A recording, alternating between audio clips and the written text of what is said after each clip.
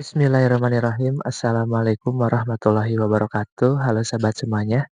Kembali lagi bersama Aka seperti biasa mau sharing berbagi cerita, berbagi pengalaman.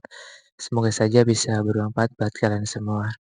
Halo teman-teman, gimana kabarnya? Semoga kalian selalu sehat ya, selalu bahagia. Dan jangan lupa selalu bersyukur. Amin ya Allah ya Rabbal Alamin. Nah, di video kali ini teman-teman, saya ingin bercerita ataupun berbagi pengalaman seputar kehidupan.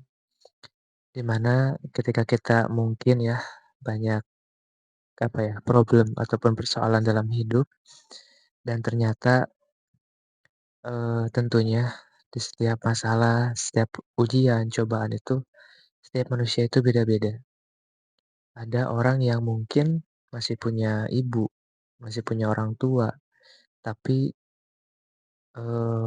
anak itu sudah sukses ataupun sudah meraih impiannya, ataupun udah menyelesaikan persoalan dalam hidupnya. Tapi ada juga orang yang mungkin masih diberikan, apa ya, berkumpulnya sama keluarga, tapi masih diberikan ujian dan cobaan. Dan ada juga yang mungkin orang itu diberikan berkelimpahan yang namanya harta, berkelimpahan tapi tidak punya keturunan. Tapi ada juga yang mungkin, satu keluarga yang utuh, punya keturunan, tapi finansialnya buruk gitu, ataupun sedang terlibat masalah hutang piutang. Dan banyak halnya ya tentunya. Nah, di video kali ini saya ingin membahas ataupun bercerita kepada teman-teman, semoga saja bisa bermanfaat ya.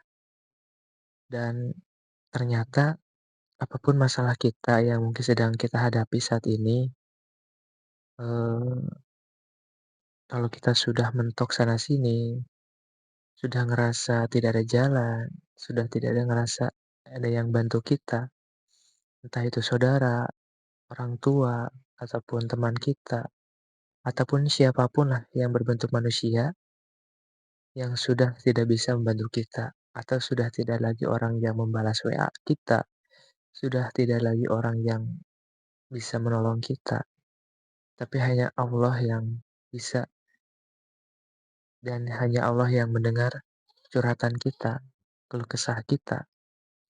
Nah, disitulah kita seharusnya melibatkan Allah. Dan mungkin ketika kita melibatkan Allah, ketika kita punya keinginan dan punya harapan, ketika baik-baik saja, seperti kita ambil contoh ketika kita mau masuk pekerjaan, pengen punya pekerjaan yang baik dan layak, sehingga kita melamar pekerjaan dan kita berdoa dulu kepada Allah, "Ya Allah, semoga saya diberikan kelancaran untuk melamar pekerjaan ke perusahaan ini." Dan setelah itu kita sudah melibatkan Allah dengan keadaan yang mungkin biasa saja.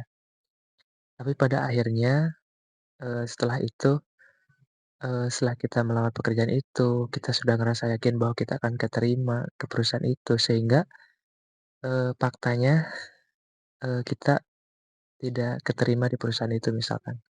Sudah terus tidak ada lagi perusahaan yang menerima kita untuk bekerja gitu. Nah, dan pada akhirnya kita ngerasa lepas harapan, ngerasa hilang keyakinan, dan nggak mau lagi melibatkan Allah.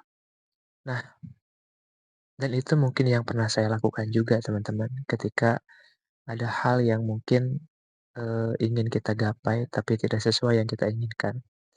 Nah, pada awalnya mungkin kita melibatkan Allah, tapi akhirnya kita tidak melibatkan Allah, karena kita ngerasa, apa yang kita panjatkan tidak sesuai dengan keinginan kita. Padahal kalau kita melibatkan Allah sampai titik kita tidak keterima di dalam perusahaan itu, kita tetap, melibatkan Allah, tetap berdoa kepada Allah, tetap berharap kepada Allah, maka justru pertolongan Allah itu datang dengan keadaan kita yang mungkin sudah, mentok sana sini gitu. Dan pada akhirnya Allah yang langsung bereskan dan disitulah titik Allah mau memberikan kita keajaiban dari Allah gitu.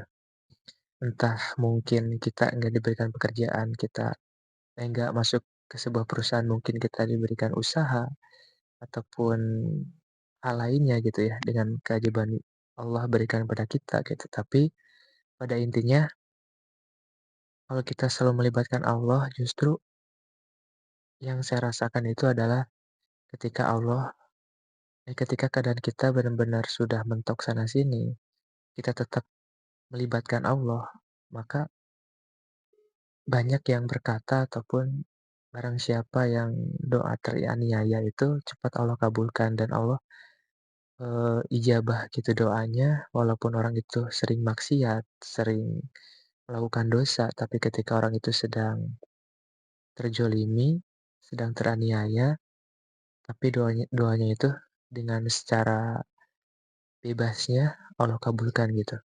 Nah justru, kita di sini kalau mungkin keadaannya biasa-biasa aja, selalu melibatkan Allah, tapi ketika kita diberikan kesulitan yang mungkin sudah mentok sana sini, sudah tidak lagi orang yang bantu kita, terus kita ngerasa tidak yakin lagi kepada Allah dan tidak mau mengharap lagi kepada Allah. Nah, justru sebaliknya teman-teman, dengan posisi kita yang mungkin, eee, sudah mentok sana sini, sudah tidak ada jalan untuk mungkin untuk masalah apapun ya, tapi kita masih berharap kepada Allah, masih mengelibatkan kepada Allah, maka disitulah pertolongan Allah itu datang teman-teman, serta keajaibannya. Nah, dan sangat luar biasanya itu, kita kalau selalu melibatkan Allah, walaupun kita belum diijabah, belum datang yang namanya sebuah keajaiban, kita sudah berikan kekuatan, keikhlasan, kesabaran yang kuat gitu teman-teman, dengan menghadapi semua persoalan dalam hidup ini.